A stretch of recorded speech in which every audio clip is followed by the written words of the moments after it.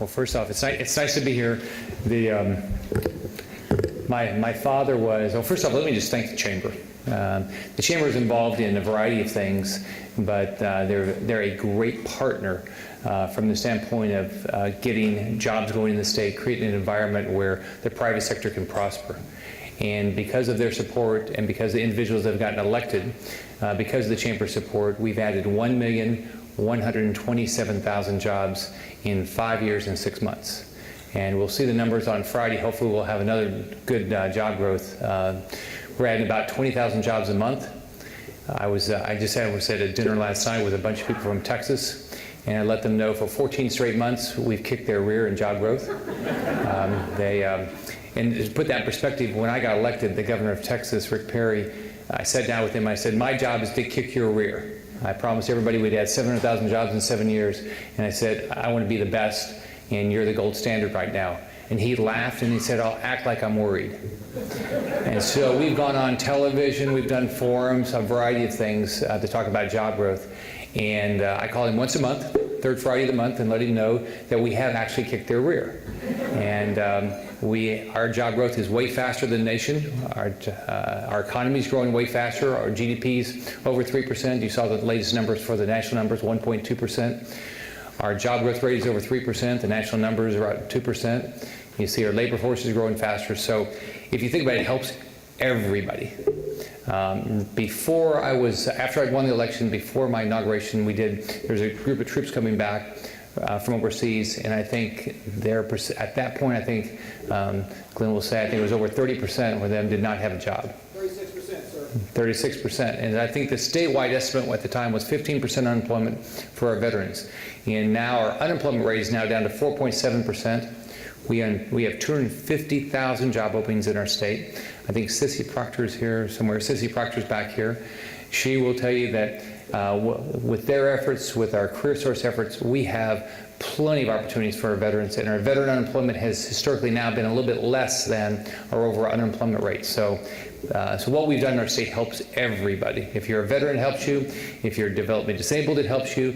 If you're working on whatever career you're interested in, we have job opportunities, and our universities are very focused on where the opportunities are. So we've helped so many people in our state. Now, my background is I grew up in public housing. I don't know my natural father. I had a wonderful mom. You saw, if you were here in 2010, you saw some nice ads. She seemed like a really nice person. She wasn't growing up. She was tough. So I thought, how did I get so lucky when I was growing up? I mean, I had more rules than anybody. But it all paid off, and I was able to. I joined the Navy at 18. I was talking to an individual from USAA. I'm not sure where he's sitting. He got to go to boot camp in Orlando. I got freezing Chicago. I was in Chicago from September through April, and after it started snowing, it didn't end. It didn't melt. At least growing up in Kansas City, the snow would melt every so often. So he, of course, let me know he went to boot camp in Orlando. What ship were you on? Oh, we were in Pearl Harbor. No, where I went, the sign said, "Dogs and sailors stay off the grass." So a little bit different experience, military experience than I had. But my military experience was way better than my father's. I have an adopted father. He did all the combat jumps in the Second World War. He was a member of the 82nd Airborne. I have thanks to Glenn Sufkin, I have a rifle in my office, a rifle from his company. He did all the combat jumps, never thought he'd come back alive. He had a 6th grade education. One of the neatest days of my life is when my daughter was 20. And think about it, people came, my dad never made any money, never got credit for anything, there was no medals or anything that he really got, never got any recognition for his military service. When my daughter was 20, she went to Marie St. Nicolas, I'm saying that wrong, I keep saying it the wrong way, but anyway, she found a museum with her grandfather's picture in it. 17% of his company died right there. They were in there one day before D-Day. And so he never thought he'd come back alive. And it was the neatest day because she got to call her grandfather and say she found a picture of him in a museum in Europe. So that was a great day for her and for him. So he's still getting emotional about that. But our job is, since I got elected, we're making this, it's no question, we're going to do everything we can to know if you're in the military, you want to be in Florida. If you're a veteran, you want to be in Florida. We've got Glenn Sufkin as our executive director, our new executive director of our Department of Veteran Affairs, and he does a wonderful job. Have you been introduced already, Glenn? Yes, sir, I have. Okay. He does a wonderful job, and he is about the most pro-military guy around. I know Chip Deal's been a big supporter of the military, making sure we're doing the right thing. We've got a state that cares about our veterans and cares about our military. Now, our legislature has also been very supportive, and I just want to recognize a few things they've done. We've done a fee waiver for our veterans and their spouses for professional licenses when you're getting off active duty and you're becoming a civilian, so make it easier for them to get in business. We want every business in Florida.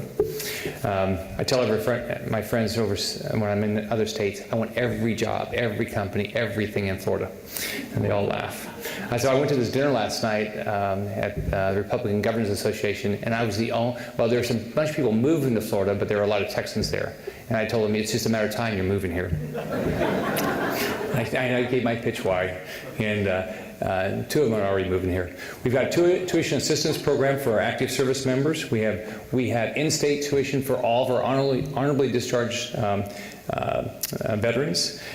We have been upgrading since my first year in office, even starting with a tough budget, all of our National Guard facilities. We're almost all the way.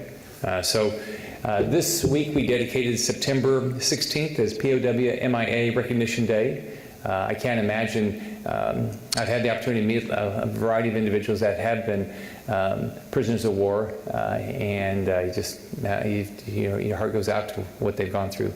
So I know everybody in this room really cares about our military. If it wasn't for people that are willing to put the uniform on and say they're going to put their lives at risk to defend our freedom, we wouldn't have the opportunity to have these meetings. We wouldn't have the opportunity to have these interesting elections that we're having, all the fun things we get to do, and most importantly, all of our rights that we care about.